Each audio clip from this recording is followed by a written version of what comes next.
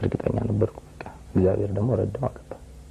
እግዚአብሔር አይቡድን ዳኛቸው ላላስታወሰ ዳኙ ገላግለን እንዲያስታውስን ዛሬ ደግሞ ሰብስቤ ገላግለን ሰብስቤ ሸገር ወሳኙን የፍጹም ቅጣት ምት አውጣት የኢትዮጵያ ብሔራዊ ቡድን በ28ኛው የኢትዮጵያ መካከለኛው አፍሪካ እግር ኳስ ዋንጫ ለፍጻሜ ማለፉን አረጋግጧል። በመሰረቱ ለኢትዮጵያ ብሔራዊ ቡድን ለኢትዮጵያ እግር ኳስ አፍቃሪያን እንዲሁም ለተጫዋቾቻችን የጣና ፊት ለተጠኙ ተጫዋቾቻችን ትልቅ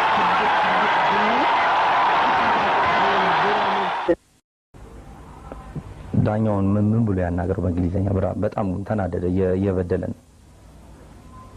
በቃ እንደዚህ ይለዋል ያ እግዚአብሔር ያለ ማለት ነው ገባሽ